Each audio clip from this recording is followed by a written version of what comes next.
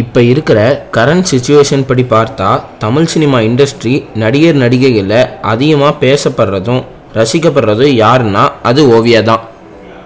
Social மீடியாவை எடுத்துக்கிட்டால் எல்லாத்துலேயும் ஓவியாவை பற்றின டாக்ஸ் தான் அதிகமாக எல்லோரும் பேசிட்டு வராங்க. ஓவியா களவாணி படம் மூலமாக தான் தமிழ் சினிமா இண்டஸ்ட்ரியில் அறிமுகமானாங்க. ஆனால் இப்போ பிக் பாஸ் மூலமாக தான் இவங்க இவ்வளோ ஃபேமஸும் ஆயிருக்காங்க.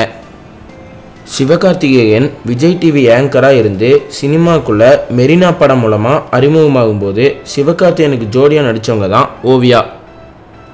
பிக் பாஸ் ஷோவில் எப்படி ஓவியா இருக்காங்களோ அதே மாதிரி தான் மெரினா படத்துலேயும் ரொம்பவும் துருதுருப்பாக இருப்பாங்க.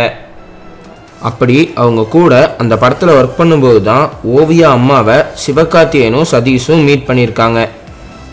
ஓவியாவோட அம்மா ரொம்ப நல்லவங்கன்னும் வீட்டுக்கு போனால் சாப்பாடு போட்டு நல்லா உபசரிப்பாங்கன்னும் அவங்க சமீபத்தில் கேன்சர்னால் உடல்நல சரியில்லாமல் இறந்து போனப்போ ரொம்பவுமே வருத்தப்பட்டோன்னு சொல்லியிருக்காங்க. ஏற்கனவே சதீஷ் பிக் பாஸ் ஷோவில் ஓவியா ஜெயிச்சாதான் சரியாக இருக்கும்னு சொல்லியிருக்காரு.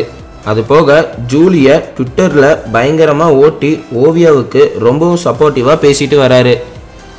அடுத்த வீடியோவை பார்க்குறதுக்கு முன்னாடி கீழே இருக்கிற சப்ஸ்கிரைப் பட்டனை கிளிக் பண்ணி எங்கள் தமிழ் க்ரௌட் சேனலை மறக்காமல் சப்ஸ்கிரைப் பண்ணுங்கள்.